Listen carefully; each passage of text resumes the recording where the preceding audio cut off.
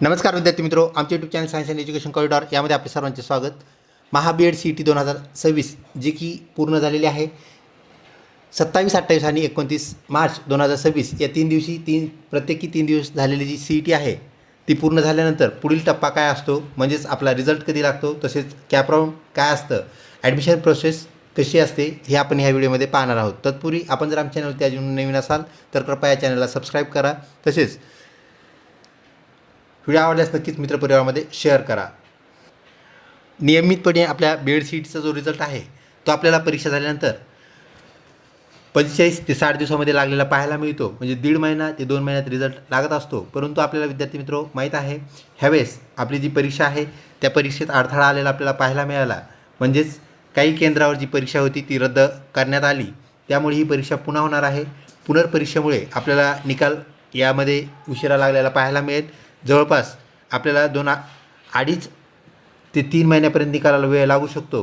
म्हणजे जो 1.5 ते 2 महिन्यात निकाल लागत होता तो पुढे जाईल. त्याला पुढे जाण्यासाठी सुद्धा कारण असलेलं आपल्याला पाहायला मिळतं. आपलं जे सी ई टी सेल आहे तो नुसतं बी एड सी ई टीचे एक्झाम घेतं असं नाही आहे, तर वेगवेगळ्या 6 डिपार्टमेंटमध्ये एक्झाम घेतली जाते. 19 वेगवेगळ्या सी ई टीज आपलं सी ई टी सेल घेत असतं. त्यामध्ये कोर्सेसची जी संख्या आहे 73 असलेली आपल्याला पाहायला मिळते. आपल्याच बी एडमध्ये आपल्याला 3 प्रकारचे बी एड पाहायला मिळतात. तसेच बी पी एड आहे, एम पी एड आहे, एम एड आहे. तर ह्या सी ई टीज अशा मिळून ज्या सी ई टीची संख्या आपल्याला 19 झालेली पाहायला मिळते. 73 प्रकारचे कोर्सेस त्याच्यात आहेत आणि 4000पेक्षा जास्त महाविद्यालय जे आहेत तर वेगवेगळ्या कोर्सेसचे मिळून, म्हणजेच मेडिकलचे महाविद्यालय, इंजिनिअरिंगचे महाविद्यालय, तसेच इतर जे कोर्सेस आहेत ह्या ऑल कोर्सेसचे मिळून 4000 महाविद्यालय आपल्या सी ई टी सेल अंतर्गत प्रवेश देत असतात.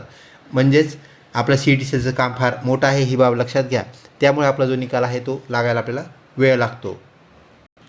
आता नुकत्याच सी ई टीज व्हायला सुरुवात झालेली आहे. तर 24 मार्चपासून सी ई टी सुरू झालेल्या आहेत. आपली B Ed C E T जी होती तर ती 27 ते 29 होती. परंतु आता बाकीच्या सी ई टीज आहेत त्या मेपर्यंत चाललेल्या आपल्याला पाहायला मिळतात. म्हणून आपला जो रिझल्ट आहे तो इतक्या दूर असतो किंवा लांबलेला आपल्याला पाहायला मिळतो. बहुतांश आपल्याला वाटत असतं की ऑनलाईन परीक्षा झाली आणि लगेच रिझल्ट लागेल, तर लगेच रिझल्ट लागत नाही, ही बाब आपण लक्षात ठेवा. साधारणपणे आपला रिझल्ट आता जूनपर्यंत लागायला पाहिजे. तर जूनपर्यंत आपला रिझल्ट लागेल आणि रिझल्ट लागल्यानंतर आपल्याला पुढची जी महत्त्वाची बाब असते, जिची आपल्याला उत्सुकता असते, ती म्हणजेच कॅप राऊंड. तर त्यानंतर कॅप राऊंडचं नोटिफिकेशन आपल्याला पाहायला मिळतं रिझल्ट लागल्यानंतर. हे बाब आपण लक्षात ठेवा. रिझल्ट लागायच्या अगोदर येत असते आपली आन्सर की. तर आपली ओ एम आर आन्सर की ज्याला आपण म्हणत असतो, तर ओ एम आर आन्सर की आपल्याला आपल्या लॉग इनमध्ये आलेली पाहायला मिळते. आपण सोडवलेले प्रश्न आणि सी ई टी सीचे जे करेक्ट उत्तर आहेत ते दोन्ही आपल्याला लॉग इनमध्ये अवेलेबल होतं आणि त्यावरून आपल्याला आपला रिझल्ट जो आहे तो कंपाईल करता येतो. तर ही ओ एम आर आन्सर की जी आहे ते आपल्याला जो साधारणपणे 1 महिन्यानंतर आलेली पाहायला मिळेल. ज्यावेळेस आता जे रद्द झालेले पेपर आहेत त्यांची सी ई टी होईल त्यानंतर ती आपल्याला आलेली पाहायला मिळेल. व्हिडिओ आवडत असल्यास नक्कीच लाईक करा. मित्रपरिवारामध्ये शेअर करण्यास काहीच हरकत नाही. विद्यार्थी मित्र, जसं आपल्याला सी ई टी पोर्टल दिलं होतं सेम पोर्टल आपल्याला ॲडमिशनसाठी म्हणजेच कॅप राऊंडसाठी असलेलं पाहायला मिळतं. त्याचं लॉग इन पेज आपण पाहत आहोत. यामध्ये लॉग इन पेज थोडं वेगळं आहे. त्यामध्ये candidates log in, college log in, त्यानंतर S O R O log in, त्यानंतर डायरेक्टरेट लॉग इन, अशा प्रकारचे वेगवेगळे लॉग इन आपल्याला पाहायला मिळतात. फक्त आपल्याला एकच लॉग इन आपल्याकडे असतं आणि ते म्हणजेच कॅन्डिडेट लॉग इन. तर कॅन्डिडेट लॉग इनमधून आपण लॉग इन करून आपली प्रवेश प्रक्रिया चालवायची असते. जरी आपण हे नेट कॅफेहून केलं तरी आपल्याला लॉग इनमधूनच आपल्याला ते करावं लागतं. बिना लॉग इनचं आपल्याला कोणतीही process B Ed C E टीच्या निकालानंतरची कॅप राऊंडची प्रोसेस आपल्याला करता येत नाही, ही बाब आपण लक्षात ठेवा.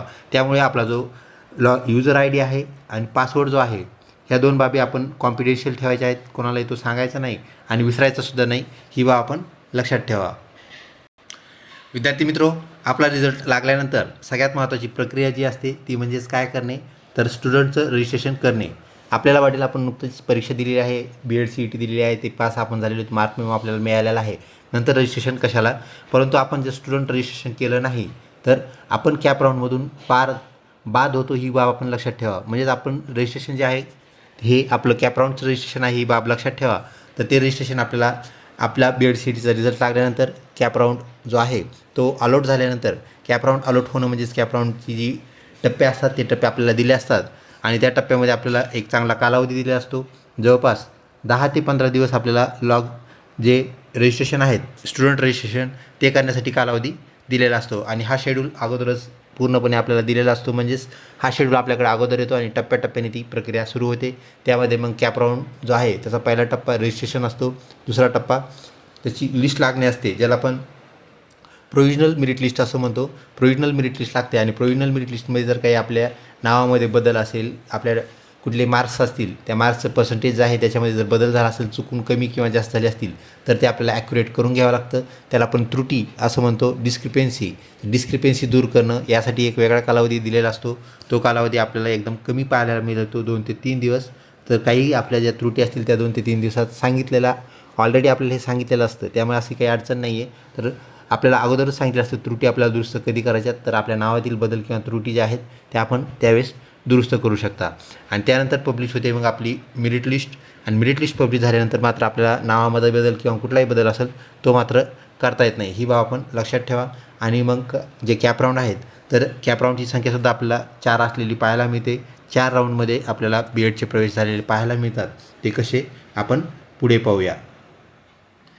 विद्यार्थी मित्रो, आपला BEdचा CETचा ज्यावेळेस मार्क मेमो येतो, तो मार्क मेमो आपल्याला पर्सेंटाईलच्या फॉर्ममध्ये असलेला पाहायला मिळतो आणि त्याच्या पर्सेंटाईलनुसारच आपल्याला प्रवेश मिळतात. म्हणजे गुणानुक्रमानुसार आपल्याला पर्सेंटाईलनुसार आपल्याला महाविद्यालय याचे प्राधान्यक्रम द्यायचे असतात. प्राधान्यक्रम म्हणजेच काय, तर आपण तिथे जी कॉलेजची आपल्याला लिस्ट मिळते, आपल्याला माहीत असायला पाहिजे की आता आपल्या महाराष्ट्रामध्ये जवळपास 483 कॉलेजेस आहेत. BEdचे कॉलेजेस आपल्याला 483 असलेले पाहायला मिळतात. ही बाब लक्षात ठेवा. तर त्यामध्ये महाविद्यालयाला आपल्याला नंबर द्यावे लागतील. समजा तुम्ही त्याला नंबरिंग ऑलरेडी काय करायचं, त्यांनी लिस्ट दिलेली असते. त्या लिस्टमध्ये कोणतं कॉलेज तुम्हाला 1 नंबरला घ्यायला आवडेल, 2 नंबरला कोणतं आवडेल, 3 नंबरला कोणतं आवडेल, असं क्रम देणे, ह्याला प्राधान्यक्रम देणे असं म्हणतो आपण. आणि त्याप्रमाणे आपल्याला प्राधान्यक्रम द्यायचा आहे. आणि प्राधान्यक्रम फक्त मनानुसार आपल्याला देता येत नाही, तर तो गुणानुसार द्यावा लागतो. जसं की शासकीय महाविद्यालय असतील, याला जर आपल्याला प्राधान्यक्रम द्यायचा असेल तर त्याप्रमाणे आपल्याला मार्क्ससुद्धा असायला पाहिजेत. त्यानंतर अनुदानित महाविद्यालयानंतर विनाअनुदानित महाविद्यालय या प्रकारचे महाविद्यालय जे आहेत त्याचे प्राधान्यक्रम आपल्याला पडलेल्या गुणानुसार, मिळालेल्या मार्कनुसार आपल्याला द्यावे लागतात. त्यानंतर आपल्याला जे स्टुडंट लॉग इन दिलेलं असतं, स्टुडंट लॉग इनला आपण क्लिक करताच जे रजिस्ट्रेशन आपल्याला इथे करण्यासाठी न्यू टॅब आपल्याला ओपन झालेली पाहायला मिळते. तर ज्यावेळेस आपले रजिस्ट्रेशन सुरू होतील त्यावेळेस ही टॅब आपल्याला असणार आहे. तर रजिस्ट्रेशन याला आपल्याला क्लिक करावं लागतं, कारण आपण न्यू युजर आहोत. म्हणजेच आपण परीक्षा पास झालेलो आहोत. तर आपल्याला कॅप राऊंडसाठी रजिस्ट्रेशन करायचं आहे. त्यासाठी आपण क्लिक करताच आपलं रजिस्ट्रेशन पूर्ण होतं. आणि रजिस्ट्रेशन पूर्ण झाल्यानंतर आपल्याला युजर ID आणि पासवर्ड हा टाकून आपलं पूर्ण कॅप राऊंडचा जो होम पेज असतं ते पाहायला मिळतं. मग तिथं कॉलेजचे प्रकार, कॉलेजचे नाव, कॉलेजची लिस्ट ह्या सगळ्या गोष्टी आपल्याला पाहायला मिळतात. व्हिडिओ आवडत असल्यास नक्कीच लाईक करा.